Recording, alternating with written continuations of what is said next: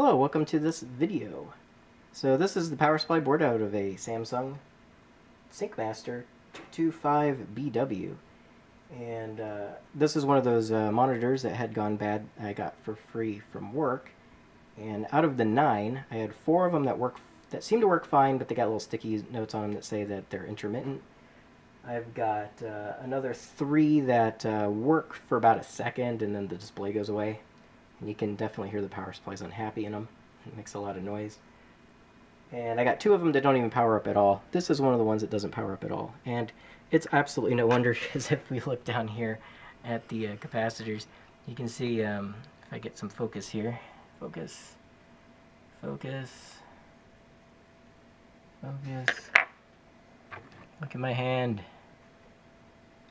I don't know what it takes to get my cell phone to actually focus. Ah, there it goes, finally. So you can see this guy's definitely leaked. This guy has actually got a nice crack in it. And this one's bulging pretty bad. This guy's fine. And the big bulk cap is fine. And then these 2 guys are also bulging, so we're going to replace those as well. So what happens is these are no longer acting as capacitors anymore. They're kind of more like resistors now. And it's causing excessive load on the power supply, and we end up with dropping out and it doesn't work.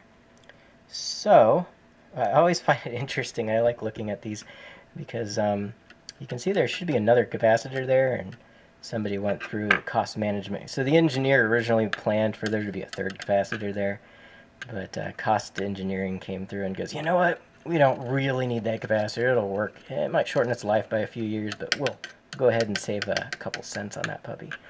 So that's usually what happens. But anyways, if you want a quick overview of what this does, we got the main power coming in here. Goes through the switch. Got a little fuse here. I checked it, it's good. This is all, these are capacitors, and this is a common mode filter. It's for EMI, so we don't mess up the main power coming in and going out. It's prevent noise coming back. This is the full bridge rectifier. This is the main bulk cap. The reason these never go bad is because, at least in the United States, is we're at 120 volts, and this is universal main, so it can handle up to 250 volts. And so we're only ever stressing this thing about half its rated value, so it'll last forever. This is the main power transistor. It is switching the bridge rectified voltage off this cap, which is going to be 170, 180 volts, into the primary of this transformer. And this is a flyback transformer. This is the diode, output diode, and it's essentially forming an isolated buck converter. And it generates around 12 volts, although it does say 13 volts down here, so we'll assume that this is a 13 volt supply. And that's why these are the bulk caps on the output of 13 volt supply, and they've gone bad. So we got a lot of ripple, and it's messing things up.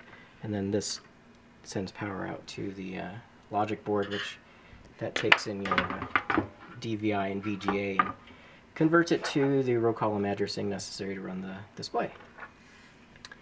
Let's see, what else? We've got a little opto isolator here. This is going to be feedback to tell the converter, which is underneath, how to switch this guy.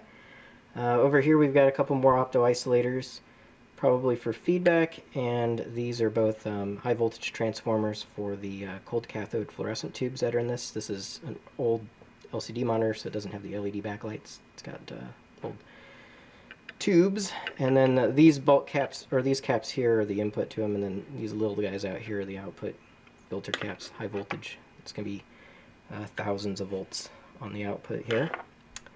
Yeah, and that's pretty much everything going on this side of the board. And if we flip it around to the back, this is where all the magic's happening.